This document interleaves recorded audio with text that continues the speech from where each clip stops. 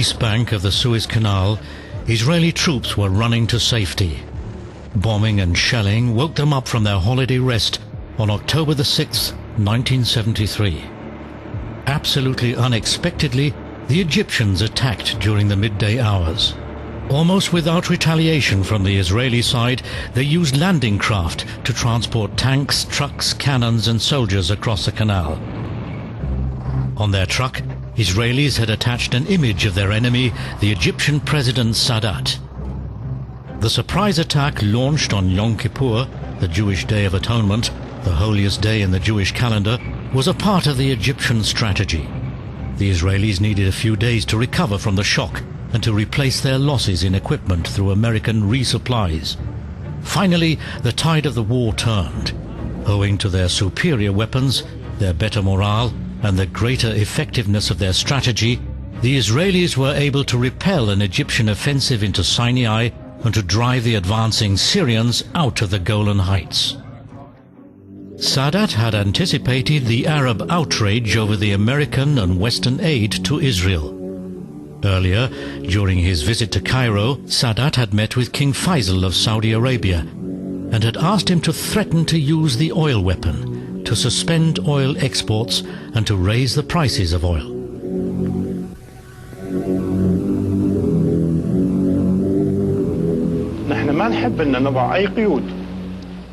We do not wish to place any restrictions on our oil export to the United States, but as I mentioned, America's complete support of Zionism against the Arabs makes it extremely difficult for us to continue to supply the United States petroleum needs and to even maintain our friendly relations with the United States. King Faisal announced the oil embargo in November 1973. The use of the oil weapon proved unusually effective. In the USA and in Europe, the embargo caused massive shortages of oil and gas, which led to a fourfold increase in the prices of oil. Also in Germany, car-free Sundays were implemented. The US Secretary of State, Henry Kissinger, was supposed to persuade King Faisal to lift the oil embargo. No, I had extremely high regard for King Faisal.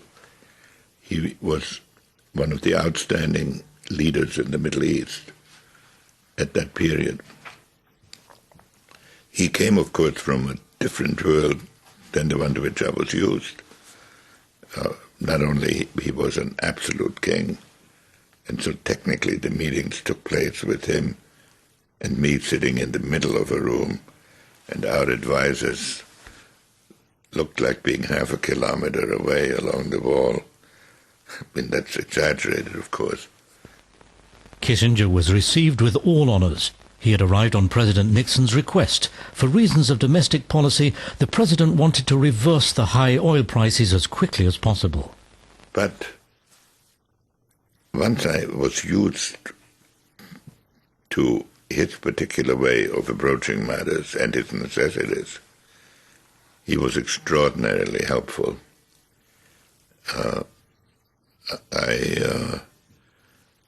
I wrote in my memoirs one episode in which he and I had talked for 3 hours, and I had told him what we could do, and he had told me what he thought we should do, and much of this was for the record. But then when he took me to the door, he said in English, "I pray to the Lord Almighty for the success of your noble efforts based on your proven ability." In other words, go ahead and do what you told me you were going to do. Kissinger wanted to negotiate a peace treaty and used his legendary shuttle diplomacy, moving between the two parties, the Egyptian President Sadat and the Israeli Prime Minister Golda Meir. The agreement called for Israel to concede a large part of the Sinai to Egypt, which Israel had occupied in 1967, in exchange for an initial unofficial recognition of Israel's right to exist by Egypt. All I hope is that this effort will continue till we reach the peace based on justice in this area. Sadat already felt like a winner. as he had been able to restore his damaged prestige following the loss of Sinai in the devastating defeat of 1967. He didn't need the oil weapon anymore for which he had asked the Arabs.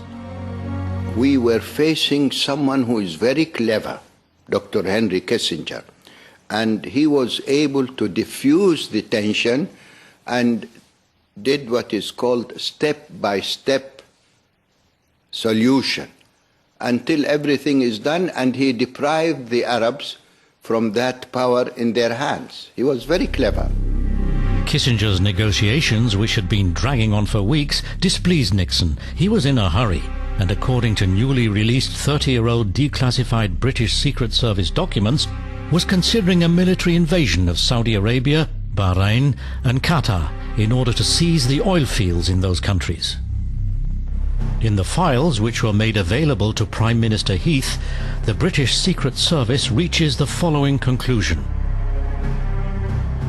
We believe that the American preference would be for a rapid operation conducted by themselves to seize oil fields. We had people who were talking, in case of embargo, that the oil weapon would be used, and that the military force would be used. I don't think it ever reached the point of asking Britain to support such a thing. It is possible that at meetings, Nixon might have described that these people existed, and it's possible that he's said this, and if that's what the British records say, it's probably true. The immediate reaction of the Americans is to form a committee by President Nixon to invade the oil fields in the area. We know the names of the members of the committee, and they decided at the very end, at least the oil members in that committee, that it is very risky to make the invasion. But they decided to invade the Saudi fields, the United Arab Emirates fields, and the Kuwaiti. They had some problems with the Kuwaiti fields because at that time Saddam Hussein was in line with the Russians, and they were afraid that they might have some problems over there. But they kept that as a secret, confidential. He did not, Dr. Kissinger did not say it completely, but he was threatening the Arab oil producers not to overdo it. It is risky, that America has several means. King Faisal also approved the result of Kissinger's shuttle diplomacy. During the Arab summit in Algiers in spring of 1974, he bolstered his support for Sadat. Before, he had lifted the oil embargo against the United States. I never made any demands in the literal sense. We wanted the oil embargo lifted. It was actually, in retrospect, a silly demand, because oil being fungible, we didn't need the oil from Saudi Arabia. We could buy it elsewhere, and then others could pick up the Saudi oil that we would normally have received. So I think we probably spent too much effort on getting the oil embargo lifted. Tehran also profited from the fourfold increase in world oil prices. All the same, the Shah reacted indignantly when asked in a personal letter by Nixon to reverse the high oil prices, considering their catastrophic impact on world economy. The Shah responded with moralizing self-righteousness. They will simply be obliged to tighten their belts. Eventually, all these children from well-off families who have plenty to eat every meal, who have their own cars, and who sometimes behave like terrorists, and now and then even throw bombs, will have to revise their attitude towards these aspects of the modern industrial world. And they will have to work harder.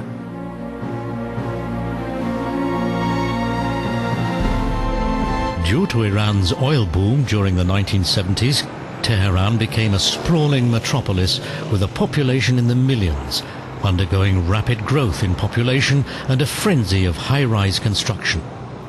A hint of shabbiness and the old-fashioned, domestically manufactured automobiles have a faded charm that is reminiscent of Eastern European cities. The Shah could have done more for his country had he not, like the Saudis, spent a large portion of the oil revenues to finance arms purchases of hundreds of American-made fighter aircrafts, including the most modern Phantom jet fighters, of thousands of British-made Chieftain tanks, and of investing into a new navy in an attempt to extend his role as the local gendarme in the Gulf, also over the Indian Ocean. Saudi Arabia now became really rich. Even the people were able to share in the nation's oil blessing. The symbol of this was the Datsun pickup, the top-selling car at the time. It's cheaper to maintain a Datsun than to keep a camel, the saying went. The capital city, Riyadh, quickly developed into a boom town with wide streets adapted for the growing automobile traffic, modelled on a distinct American-style city, a Dallas in the desert. The image of Saudi Arabia was equal to that of a colourful and strong tree in a film made by the oil company Aramco. Workers posing in front of an oil tank, they're now regarded as a new social class, but they're not allowed to organise themselves. Free healthcare was provided to all Saudi Arabian citizens. However, only the large companies offer high-quality healthcare services. Because of the high unemployment, the oil industry can only employ a small number of workers. The state also pays unemployment support in specific cases. After the Yom Kippur War, King Faisal hesitatingly nationalizes the last Aramco shares of American stockholders. He thus follows the example of other oil-exporting countries in the region. To have the source of their wealth at their disposal was a long-coveted dream for the oil-producing countries in the Middle East. With mistrust, they followed the upswings and downswings in the prices of oil at New York's and Rotterdam's oil stock markets. For them it was a sign of dependency on the European colonial powers and the USA, as well as on their oil companies, the Seven Sisters, who dominated the market.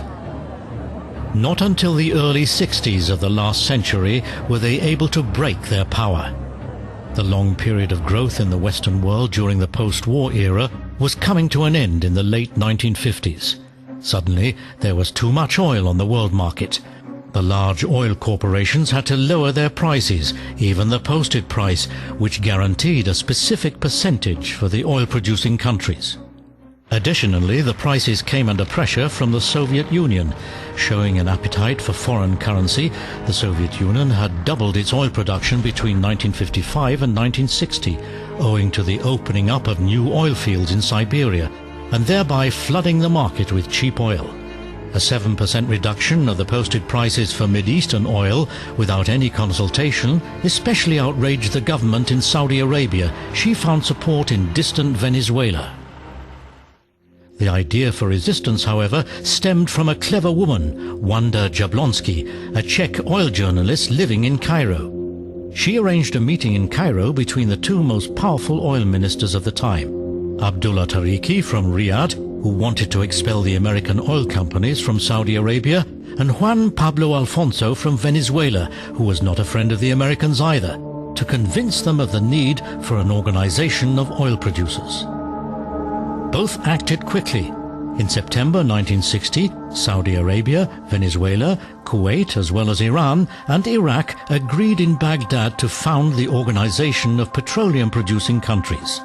The main demands of the 5 founding member states, whose countries produced 80% of the entire crude oil exports, were co-determination on all decisions related to the price, fair and stable prices, as well as solidarity on the producer's part. Resolution by OPEC, it is to stabilize the price of oil, 1960. Later on, some OPEC member countries went up to their head and they pushed the price up because they can make more income, more revenues. The rising prices of oil had also gone to the Shah's head. He wanted more. Even from a skiing vacation in St. Moritz, he intervened in price negotiations with brusque demands. He believed that the Americans owed him, the advocate of their interests in the Gulf, higher prices. The Saudis were angered over the irksome rival. They wanted to observe the law of supply and demand. Nevertheless, they were also trying to slightly manipulate the market mechanism. Production quotas were supposed to cut short the supply in the interest of increasing prices. The Shah, like others too, did not observe the quotas. It went up to their head. OPEC, they don't know what they want.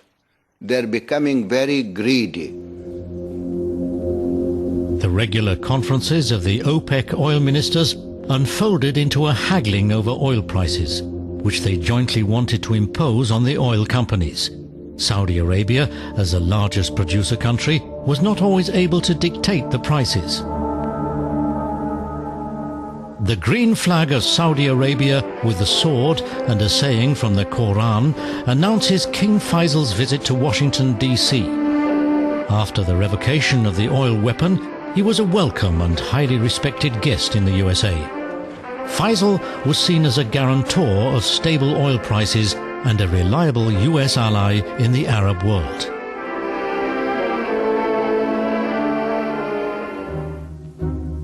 Shortly after his return from the United States, King Faisal was assassinated in his palace. Deeply affected by King Faisal's death, a grand procession of mourners, including President Sadat and an array of Western statesmen, escorted the king's casket for an unadorned Islamic funeral. The king was murdered by a nephew from the large cohort of royal princes. Was he insane, as officially proclaimed, or was he an extremist? The deed raised many questions regarding the inner state of the kingdom. At the end of 1979, tensions in the country broke out again. On November the 20th, 1979, 500 militant Saudi Islamists stormed the Grand Mosque in Mecca and took hundreds of pilgrims hostage.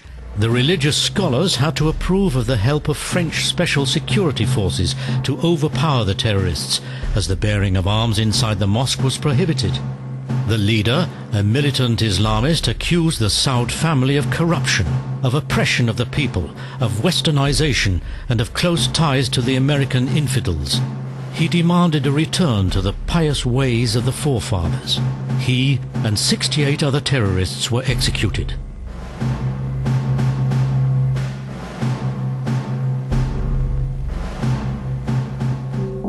In spite of increasing religious tensions also in Iran, the Carters celebrated New Year's Eve in Tehran.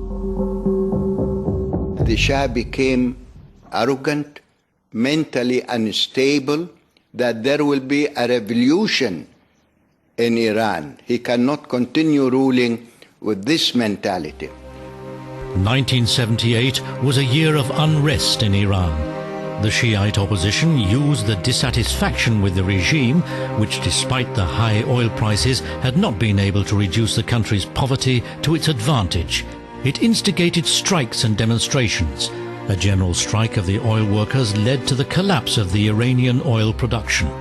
The Shah lost control over his empire. Demoralized, he left the country on January the 16th, 79.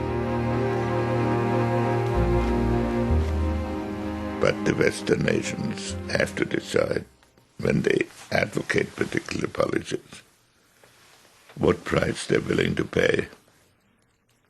In Iran, we brought in a fundamentalist government by the doubts some people had about the Shah. Now, no doubt the Shah was not an ideal ruler, but I tend to think in retrospect that if he had stayed in office, Iran in all likelihood today would be a constitutional monarchy.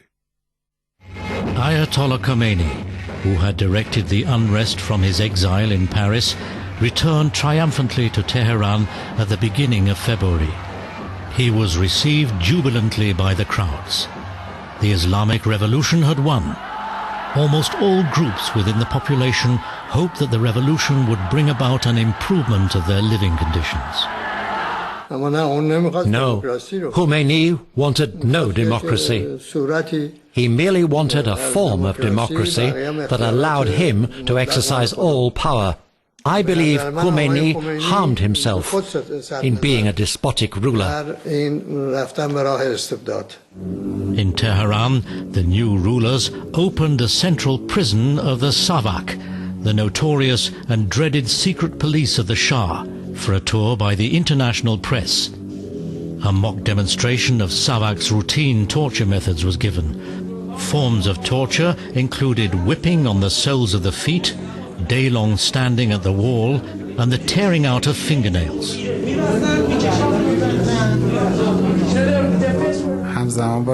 During that time, I was tortured with beatings and electroshocks on 9 different parts of my body. They tormented me as well as torturing me with electroshocks. A short time later, the prisons are filled again, this time with prisoners of the Mullah regime. The frightened family members are lined up as before, hoping for information about the victims.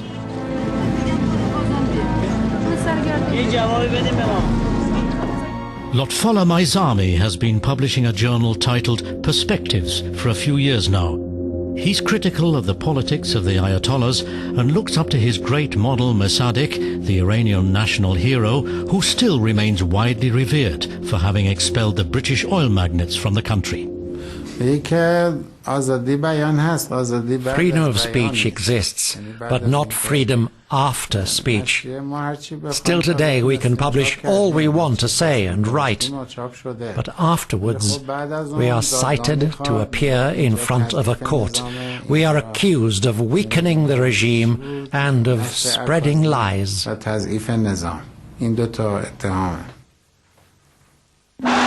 Despite disappointments with his Islamic theocracy, Khomeini remained popular. His leading executioner, Ayatollah Khalkhali, on the other hand, was hated. At the beginning of the regime, he had ordered executions of thousands of people. Among his victims were co-workers of the Shah, dissidents and infidels, as well as homosexuals, drug addicts and prostitutes. We had never imagined that Khomeini would turn against his own people with weapons.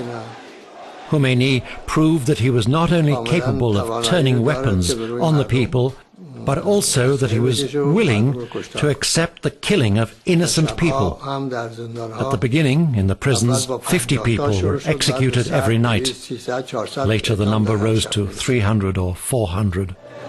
On November the 4th, 1979, a group of militant university students stormed the American embassy in Tehran, taking 62 members of the embassy hostage. They were held prisoner for 444 days. Khomeini needed an enemy to justify his tyranny. None was more obvious for him than the great Satan, the USA, who had now even admitted the Shah for medical treatment of cancer. We called almost anyone we could think of.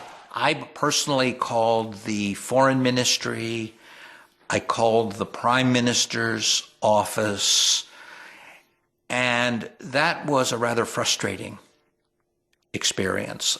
I think it was the foreign ministry that I called, and I was talking to a secretary there, a woman, and I explained the situation, and I explained that if someone did not take decisive action quickly, there could be bloodshed, and that they would be responsible for the consequences. Well, before I could get any farther, she interrupted me. She asked me about the passports they had sent over for visas, and said, "Are those visas ready?" And I said, if you don't do anything, you can kiss your visas goodbye. There won't be any visas.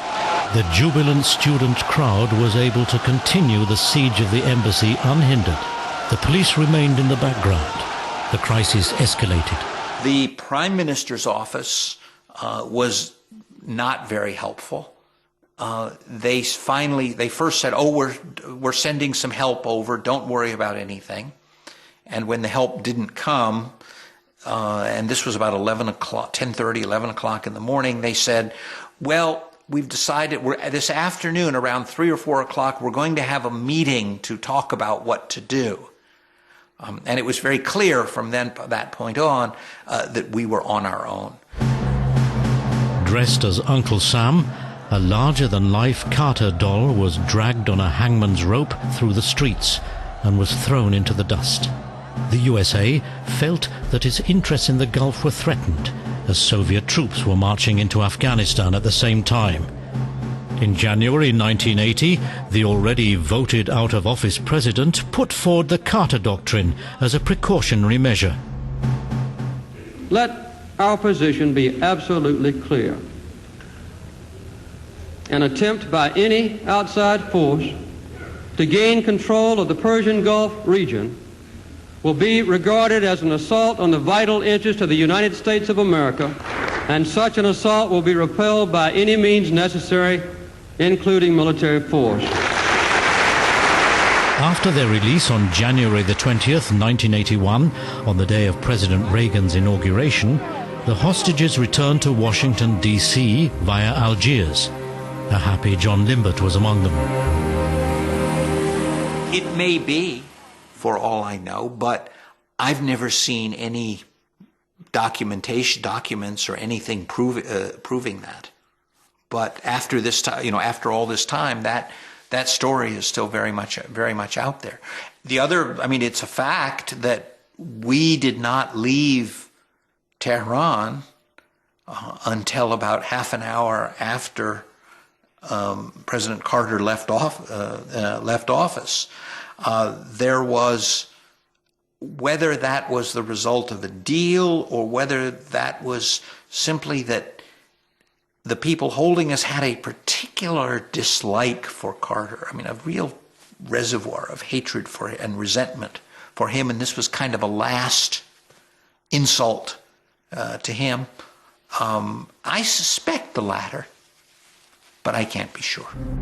The rumors that Reagan had negotiated the release of the hostages with the secret promise of arms sales to Iran can hardly be verified, as documents relating to the affair, along with the later illegal Iran-Contra affair files, were destroyed by Reagan administration officials. At the beginning of 1981, Iran had already been fighting a war with Iraq for a few months. Saddam Hussein attacked Iran as he had an eye on the oil-rich Iranian border regions along the Shatt al-Arab waterway. What's more, he hated and feared Khomeini because of his influence over the Shiites in Iraq. He believed that he would be able to overthrow the still chaotic Ayatollah regime in a bi-weekly blitzkrieg. His tank units were able to rapidly capture the port city of Khorramshahr, close to the border. But Saddam Hussein had miscalculated. Iranians were able to maintain their position after the first onslaught. They recaptured Khorramshahr and immediately launched a counteroffensive. They were, however, too weak to conquer Iraq. This led to an 8-year-long static war. On both sides, the war is fought with unimaginable cruelty.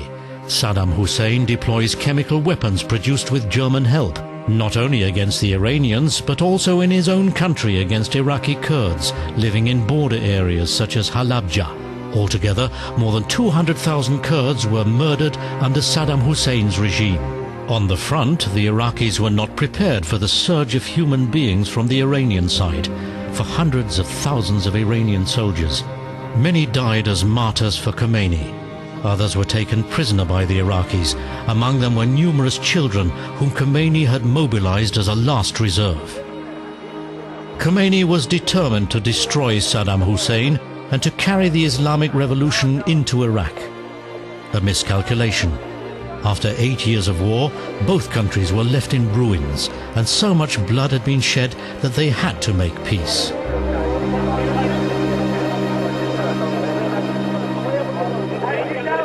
Khomeini's messianic figure also encouraged the large Shiite minority in Saudi Arabia, in the oil province on the east coast, at the end of 1979, to rebel and protest against discrimination at the hands of the Wahhabis. The unrest was quelled with the use of force. It was very peaceful. Actually, many of the Shiites were killed in those demonstrations, but was peaceful. Shiites in Dammam were not allowed to build their own mosques and schools. Aramco considered them unreliable and pro-Khomeini, and thus refused to employ them. Aramco is especially a high-security, closed society. Out of consideration for the oil fields and peace in the country, Riyadh in the end had no other choice than to gradually improve the living conditions of the Shiites. We used to be the majority employees in Aramco. So they said they were afraid those people might be loyal to another country, and they are the majority in Aramco, so it is dangerous. So they made a decision to stop employing them to reduce the percentage of the Shiites in Aramco.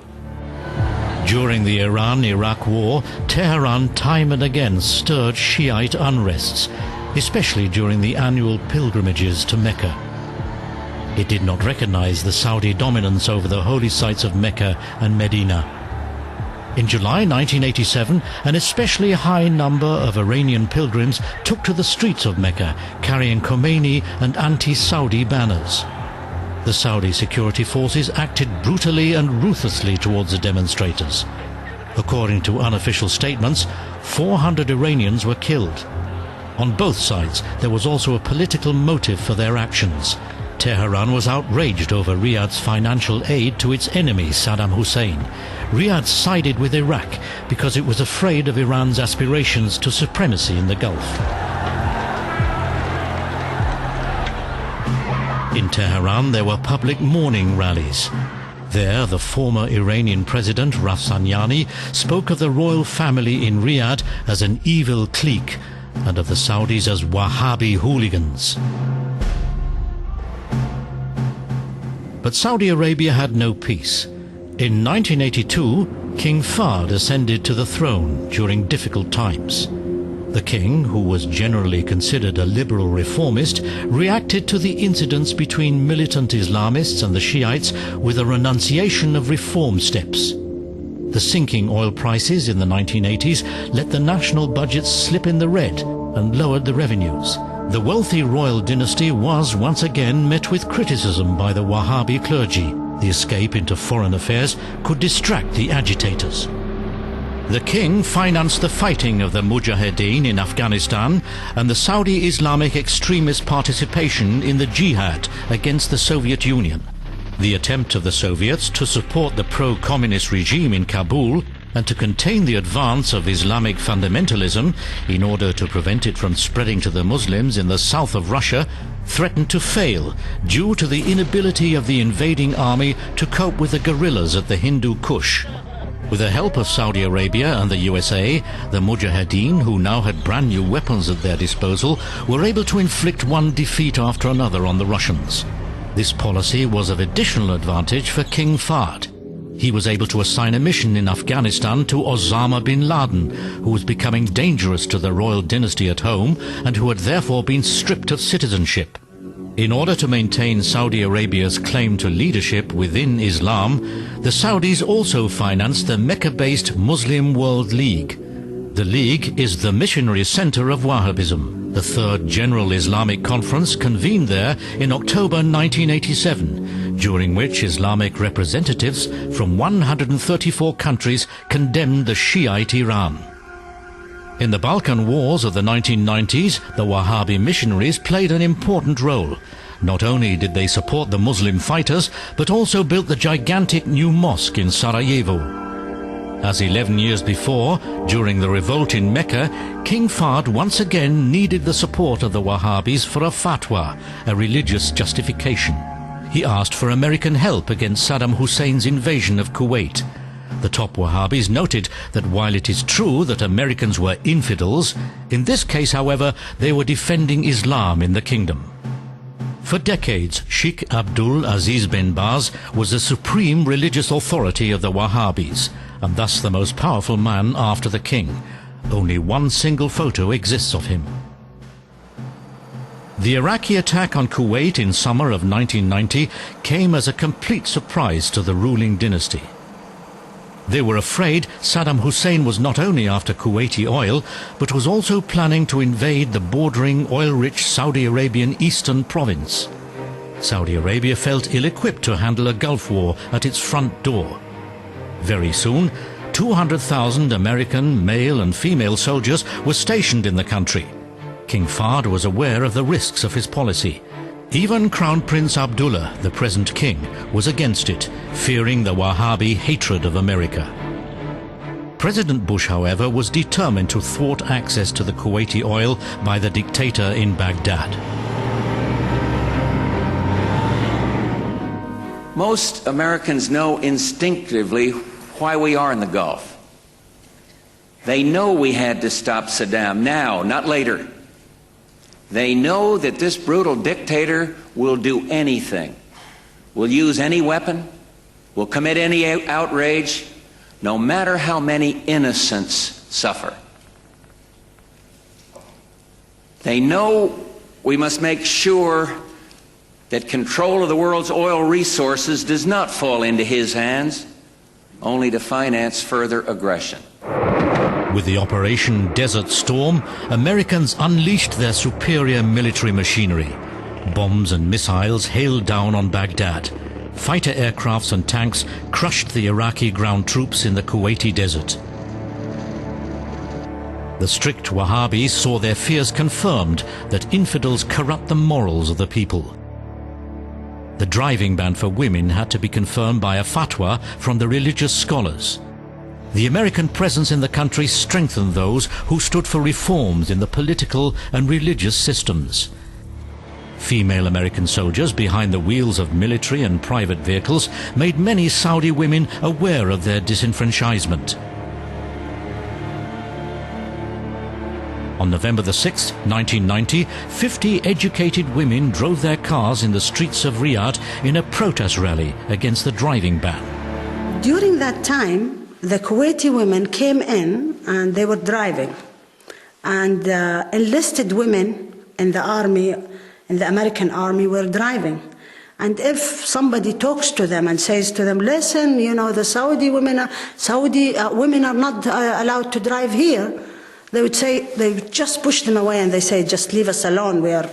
We don't care about your rules and regulations. For us, some activists, women who are, you know, came very spontaneously together. We were not a political movement. We are not, you know, an organized group. We came together very spontaneously because we saw this is happening.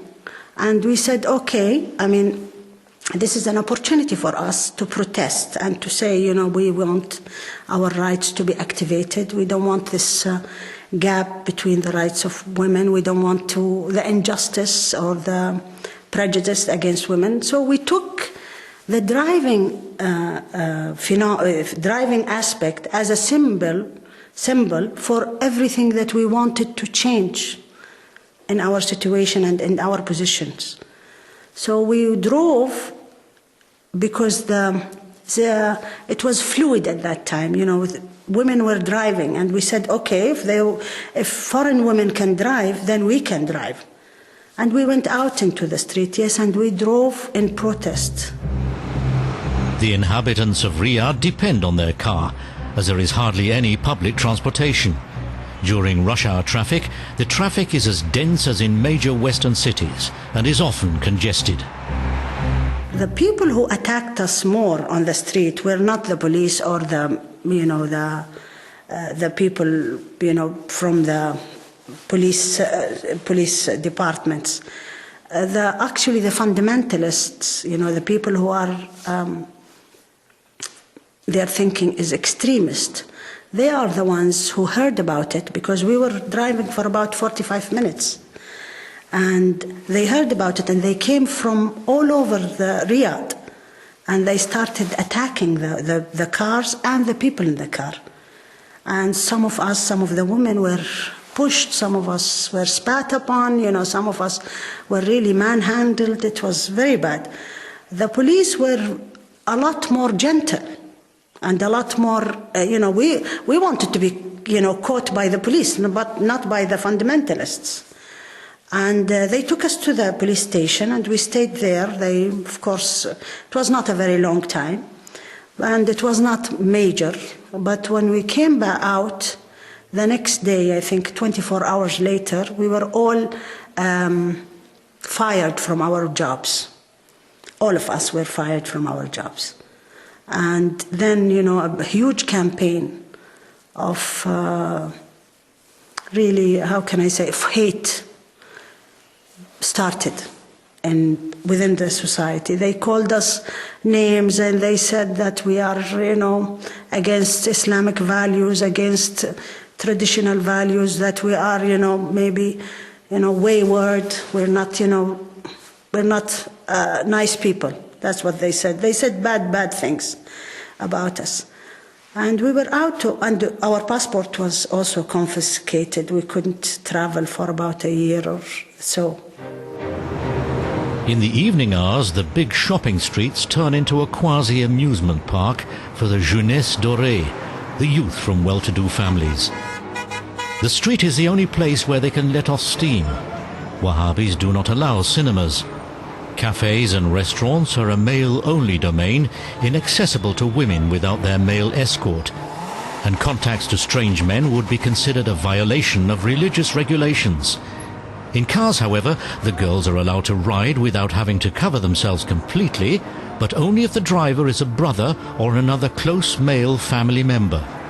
Dating attempts must therefore happen in the streets and on the roads. At the right moment, young men throw a note with their telephone number to a girl in the neighboring car.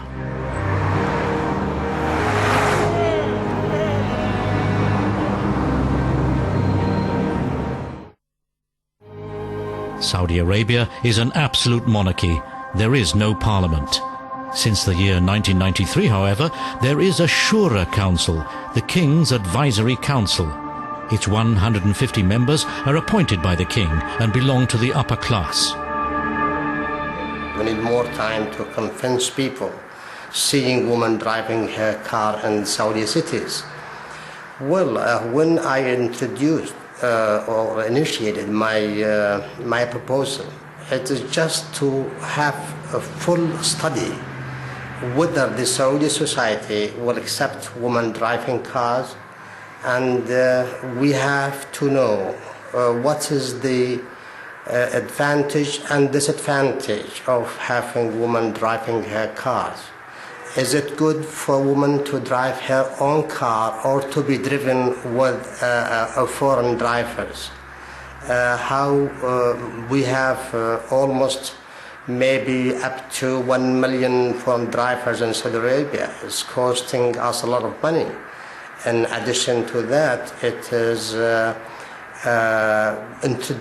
those strangers or the new drivers came from outside. They came from a different cultural background, and they are dealing with the most precious we have, ladies, children, and we don't know. And we have, I myself, I think there is a social impact of these newcomers in our social life. Therefore, I proposed, let's make study and see. And we all what we could do in the Shura Council, just to send the result of that study to the king. And he is the only authority to say yes or no. Also to the city's elegant malls, the women have to be driven by a male family member or an employed chauffeur. They cannot simply take a taxi. Once at the mall, they can move around relatively freely, but are only served by men, even when shopping for underwear. They are, nevertheless, allowed to spend money for expensive Western luxury items on their own. It became a shock to the Saudi society. Ask people of social sciences, scientists, economists, politicians, policemen, religious people, to be together to make a study, and then let the study known to people, even those women who have some rejecting I don't know, they said 500 women, they wrote a petition to the king saying, well, no, we don't want the drive. Nobody will force anybody to do it. It happened a long time ago when we first introduced the women education in Saudi society, Saudi Arabia. Many people rejected the idea, but because it is right of women to learn. So the king at that time, the late King Faisal, he said, well, I will open the school, and who want to bring his daughter, that's fine. Who will not, who said no, that's fine again. So now I believe those who are rejecting the idea, nobody will force them to drive. But there are many Saudi women desperate for driving their cars for necessity, not for enjoyment or for anything, for necessity. We have today in Saudi newspaper, they said 400,000 Saudi divorced women. Who can help them if they can't help themselves? In the neighborhoods of Riyadh, there are, wrested from the desert, small parks and playgrounds, also for mothers and for children. But the eye of the law is never far away. The religious and the regular police work closely together. If they happen to observe something suspicious, like a Western-looking cameraman, they appear at once. It was not always like this. When I was a young woman, a young girl in school, I was being taught the same things that, that's being taught now to girls and boys. Some of them, not all of them. There is more emphasis now on the Islam and the religious education, but it didn't really affect me to make me more fundamental, and it did not affect me to become anti-West or anti-globalization or anti-women. No. The whole society, the whole such culture was more open. And, the religious mutawwas in the street at that time when I was a child, they were of old men who are very gentle, and they go around just, for public safety, for public morals. And they, actually, when I used to play in the street and they are there, I would feel safe if they are there when I was a child. But as, things have actually changed and developed, the religious mutawwa'in, the religious police that are now, around, they go around, the markets and the streets for public morality. They've become very extremist. They're very young and they're very violent. They're young, they're not old people, they're really young people. And they have a violent culture in them, themselves. They have a violent psychology. So it's not the Islam. The police want to know if our team has a shooting permit. The escort from the Ministry of Information is able to convince the police that our cameraman is harmless, but he's also afraid.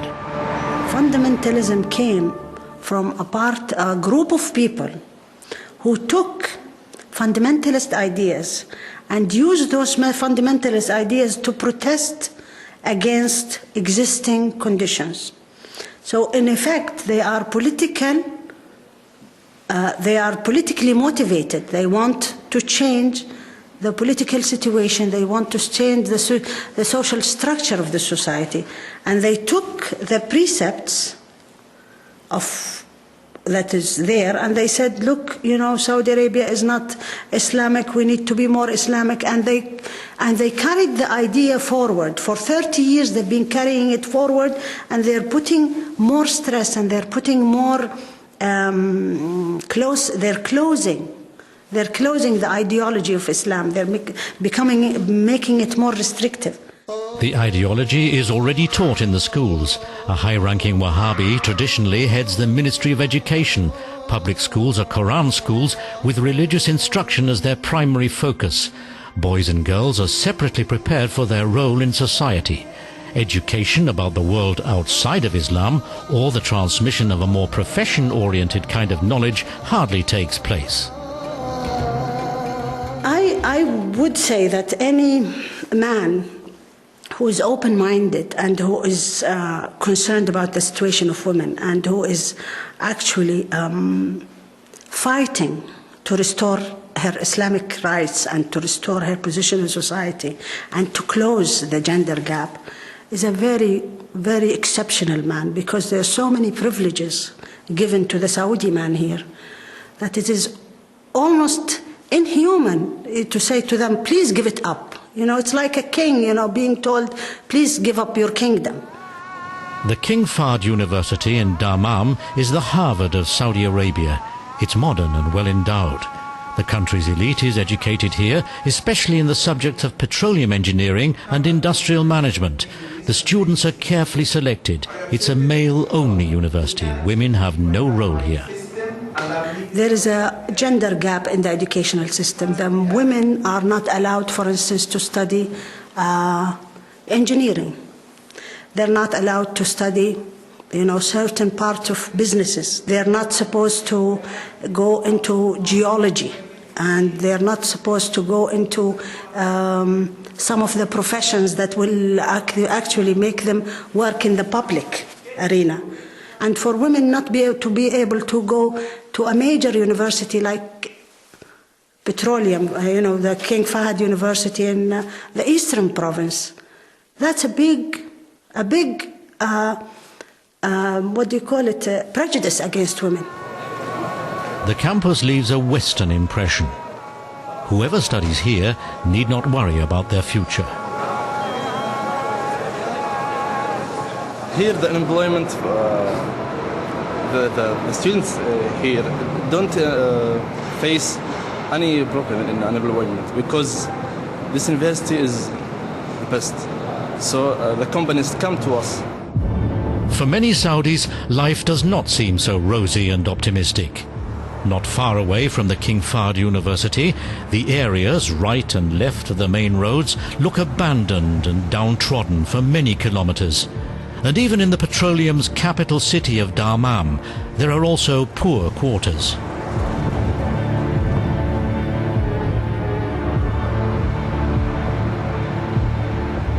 We need to make the income of oil reflecting on our society, and I don't see it reflecting very well. We have a lot of poor, we have a lot of families, they don't have their houses. We had a lot of old and handicapped people. They don't have social security, and social security is still not well developed. They are trying to make it in a proper way, but I think there is a lot of responsibility on us by having that much income. And I love to see that reflecting in all the members of our society, and we shouldn't have poor people in this country. Saudi Arabia is a country of harsh contrasts, true to the motto, one step forward, one step back. This is nowhere more obvious than in the desert, which begins right behind the outskirts of Riyadh on a Friday, the Islamic Holiday. On this day, many inhabitants are drawn outdoors for a picnic or for harmless entertainment, either for a camel ride as back in the days of the forefathers, or for tournaments in skillfulness with quads that can be rented everywhere, an especially popular activity with male adolescents. If only in passing, the prayer times are still observed, but the mosques are far away. The country appears torn between the past and the future. And the fight for oil continues at the same time next week.